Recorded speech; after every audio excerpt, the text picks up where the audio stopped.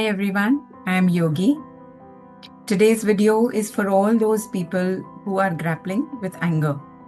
For all those who have high blood pressure, hyperacidity, or maybe kidney stones, ulcers, body burnout, depressive crying episodes, etc., etc. I am not a medical doctor, but as a behavioral science practitioner and as a keen observer of life processes, I just wish to share what I know about how anger plays out within us. So just take a moment to pause and think, were you born angry? No, right? We can say we were all born with discomfort, and that discomfort of human living was expressed in loud crying in our early years. I would say anger came in much later and was a construct for defense and survival. And that too, it was learned from the environment. Research also shows that we are not hardwired to be angry. So, to me, anger is actually a mask for self preservation.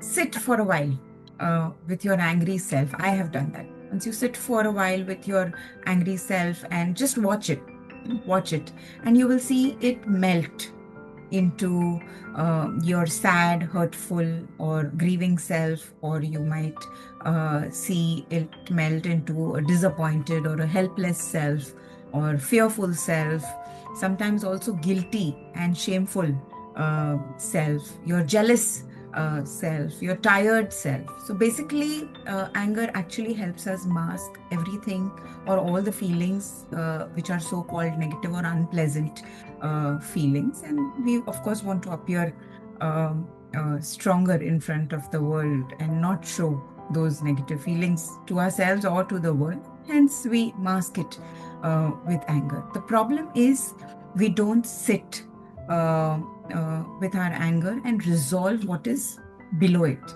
And then the pattern keeps repeating.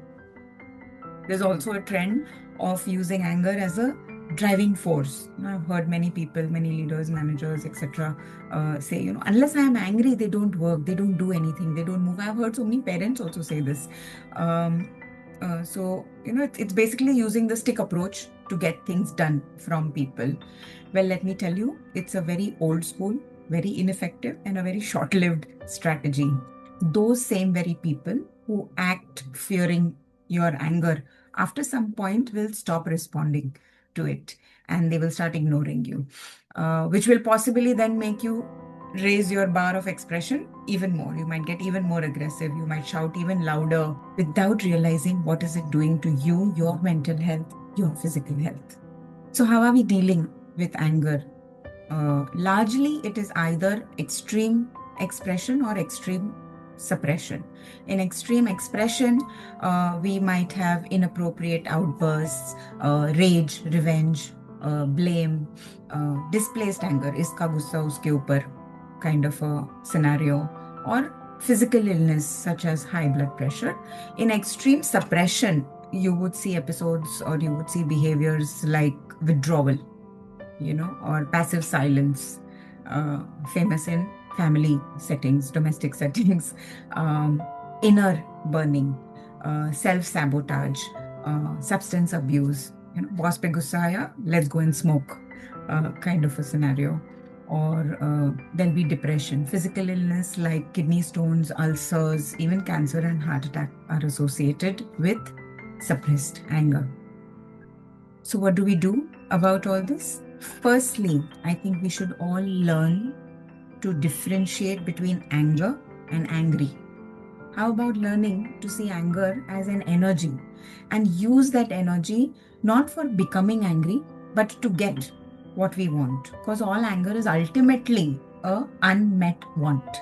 So here are some tips that can help. It has helped me, and largely people talk about these tips. First one is to learn to take a pause. Do not engage or make any decision when you're angry. It's a rule. Give it time. Take a walk, go and hug a tree, or breathe, or count numbers. Do anything, but disengage in that moment. Take a pause, and don't let your reactive self take over. Second is to write it out. Journaling lets the energy out of your system in a very safe way. Writing it out also leads to introspection and brings clarity around, some core values, some beliefs, some assumptions and fears you may be holding on to very strongly. So writing really, really helps. The third tip, which also helps, is to dialogue with an empty chair. This helps deal with the pent-up anger you have with people or situations that are no longer available. So they're not there and you can't sort it out really. But then what do you do? Because the anger still sits inside of you. So it helps you finish the unfinished business. And a lot of people use the empty chair therapy. And it really works well. Imagine the person or imagine that situation and act it out and let the energy out of your system. You can break the chair, don't break the person, really. The fourth and a very helpful tip is movement, physical movement. Daily, minimum 17 minutes of conscious physical movement of any form, dance, exercise, yoga, running, just move your body. That helps rewire your brain and detoxify your body. And it's been very, very helpful for me.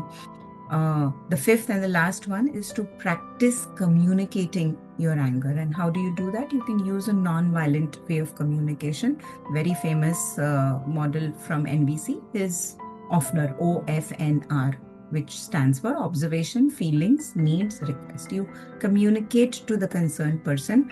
What have you observed? What are your feelings? What is your need? And what is your request to them? And that's very, very helpful to deal with the anger. So 5 tips: take a pause, write it out, dialogue with the empty chair, physical movement, and practice sharing using OFNR, OFNR, observation, feeling, need, request, non-violent way of communication.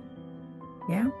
Also important to understand and acknowledge that anger does not represent power and strength. In fact, it represents the very absence of the same. The angriest person in the room would be extremely vulnerable, extremely fearful, and extremely pained inside. And that's why possibly he or she is angry. To work towards dissolving and transforming your angry self is the work of embracing and choosing love. Yeah, both inside and outside, because typically a loveless person is an angry person. Last but not the least, radical acceptance of life as is with love. The my way is the biggest trigger for anger. I want things to go my way. I want things this way. It becomes the biggest trigger for anger. Have you seen when a mother lovingly hugs an angry child, the child becomes calm and all the anger melts? We all have to be that loving mother to ourselves, man or woman. We have to learn to accept ourselves and our life situations fully first, as they are right now. Yeah, melt the anger and then let your rational self come alive and help you take an action, to resolve the situation. So antidote to anger is generate more acceptance and love in your heart. All the best. Stay tuned, there'll be more coming in.